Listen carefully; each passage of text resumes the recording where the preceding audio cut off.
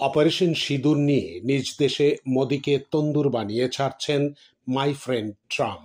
Operation সিঁদুর নামে ভারতীয় সংসদের দুই কক্ষ লোকসভা ও রাজ্যসভায় 3 দিনে 32 ঘন্টার বেশি সময় আলোচনা চললেও বিরোধীরা মূল যে দুই বিষয় নিয়ে সরকারের জবাবদিহি দাবি করে আসছিলেন তার স্পষ্ট উত্তর দেননি প্রধানমন্ত্রী নরেন্দ্র মোদি ও তাঁর সরকার।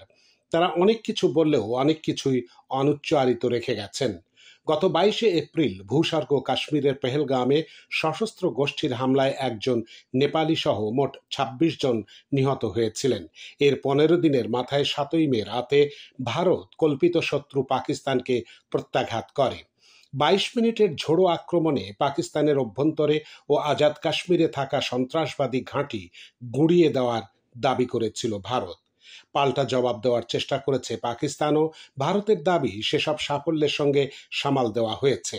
গত 10ই মে আচমকাই যুদ্ধবিরতির ঘোষণা আসে যুক্তরাষ্ট্র থেকে। যুদ্ধরত দুই প্রতিবেশী বিনা বাক্যে তা মেনে নেয়।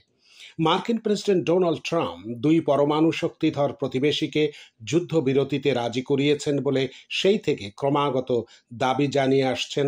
বলছেন বাণিজ্য চুক্তির কথা বলে তিনি দুই দেশকে থামিয়েছেন, অর্থাৎ মধ্যস্থতা করেছেন তিনি।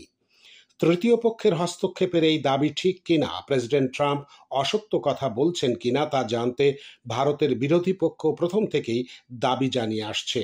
সংসদের বিশেষ আলোচনায় সেই প্রশ্নই সবচেয়ে বেশি উচ্চারিত হয়েছে, অথচ নিশ্চিত কোনো উত্তর মিলল না।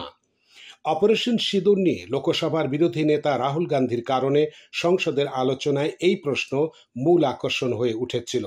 তিনি তার ভাষণে প্রধানমন্ত্রী মোদিকে উদ্দেশ্য করে একেবারে সরাসরি চ্যালেঞ্জ জানিয়ে বলেছিলেন, ইন্দিরা গান্ধীর সাহসের 50 ভাগও যদি দেখাতে পারেন তাহলে এই সভায় দাঁড়িয়ে দেশবাসীকে স্পষ্ট ভাষায় বলুন, প্রেসিডেন্ট ট্রাম্প মিথ্যাবাদী, তিনি অসত্য কথা বলে চলেছেন। রাহুল ছাড়াও কংগ্রেস সভাপতি মল্লিকার্জুন খড়গে, সমাজবাদী পার্টির প্রধান অখিলেশ যাদব, আরজেডির মনোজ ঝা সহ দলমত নির্বিশেষে অনেকেই এই দাবি জানিয়েছেন।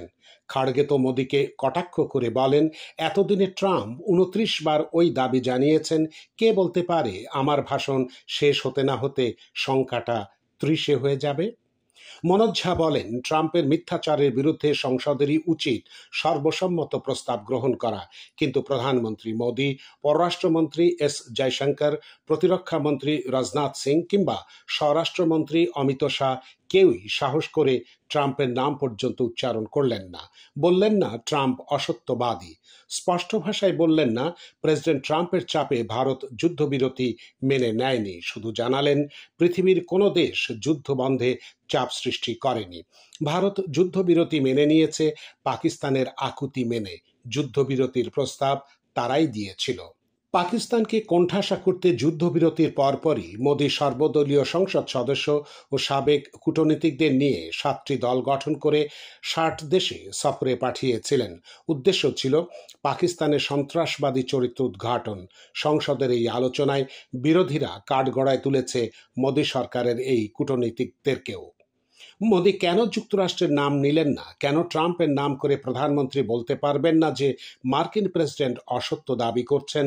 30শে জুলাই বুধবার সন্ধ্যায় রাজ্যসভায় আলোচনা শেষ হওয়ার পর তার জবাব রাহুলই দিয়েছেন। সংসদ ভবন চত্বরে সংবাদ মাধ্যমকে তিনি বলেন, প্রধানমন্ত্রী সে কথা বললে ট্রাম্প পূর্ণ সত্য প্রকাশ করে দেবেন, জানিয়ে দেবেন কিভাবে তিনি যুদ্ধবিরতিতে দুই দেশকে রাজি করিয়েছেন। পাকিস্তানের দাবি, রাফাল সহ 5টা ভারতীয় বিমান ভূপাতিত করেছে। 3 দিনের আলোচনায় বারবার বিরোধীরা দুই কক্ষে ভারতের যুদ্ধ বিমান নষ্ট হওয়ার বিষয়টিও জানতে চেয়েছেন। বলেছেন, কয়টা যুদ্ধ বিমান নষ্ট হয়েছে সরকার তা জানাক। ভারতের প্রতিরক্ষা সর্বাধিনায়ক জেনারেল অনিল চৌহানের দাবি, যুদ্ধ বিমান নষ্ট হলেও সেটা বড় কথা নয়, বড় কথা ভারতীয় বাহিনী সাফল্য পেয়েছে কিনা। ক্রিকেটের সঙ্গে তুলনা টেনে তিনি বলেছিলেন, কয়টা উইকেট পড়লো সেটা বড় কথা নয়, বড় কথা খেলায় জয় হলো কিনা।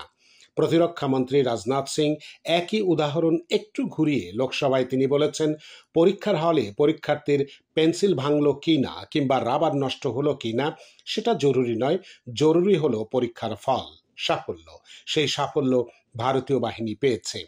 এই প্রশ্নের উত্তরও সরকার না দেওয়ায় ভারতের একাধিক যুদ্ধবিমান নষ্ট করার পাকিস্তানি দাবি অমীমাংসিত রইল। কেন সরকার ক্ষতি স্বীকার করল না, সেই রহস্য থেকে গেল। বোঝা গেল সরকার কিছু লুকোতে চায়।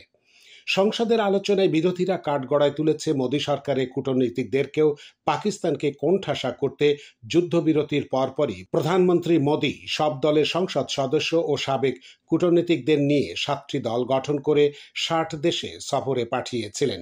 উদ্দেশ্য ছিল পাকিস্তানের সন্ত্রাসবাদী চরিত্র উদ্ঘাটন। সন্ত্রাসবাদের বিরোধিতা করলেও কেন পৃথিবীর একটি দেশও পেহেলগাম কাণ্ড নিয়ে পাকিস্তানের নামোচ্চারণ পর্যন্ত করল না? কেন? এমনকি দক্ষিণ এশিয়ার যে দুই দেশ ভারতের পরম মিত্র বলে পরিচিত, সেই ভুটান ও নেপালও কেন নির্বাক রইল? রাহুল সহ বিরোধী নেতারা সরাসরি সেই প্রশ্ন উত্থাপন করেন। এই প্রশ্নের উত্তরও মোদী সরকারের কাছে ছিল না। মোদী সরকারের দাবি, পৃথিবীর 193টি দেশের মধ্যে মাত্র 3টি দেশ, চীন, তুরস্ক, আজারবাইজান, পাকিস্তানের পক্ষে দাঁড়িয়েছে, বাকিরা ভারতের পাশে। রাহুল এই বিষয়েও পররাষ্ট্রমন্ত্রী জয়শঙ্করকে চেপে ধরে বলেছেন, তারা সন্ত্রাসবাদের বিরুদ্ধে দাঁড়িয়েছে, কিন্তু একটা দেশও পাকিস্তানের বিরুদ্ধাচারণ করেনি। এদিকে 31শে জুলাই বৃহস্পতিবার ভোরে ট্রাম্প জানিয়ে দিলেন, পাকিস্তানের বিপুল তেল ভাণ্ডারের উন্নতির জন্য ওয়াশিংটন ও ইসলামাবাদ একযোগে কাজ করবে। এ কথাও তিনি শুনিয়ে রাখলেন, হয়তো একদিন দেখা যাবে ভারতের কাছে পাকিস্তান তেল বিক্রি করছে। ভারতের কূটনীতি কতটা সফল, কতটাই বা ব্যর্থ বন্ধু ট্রাম্পের এই সিদ্ধান্ত, সেই প্রশ্নও বড় করে সামনে এনেছে।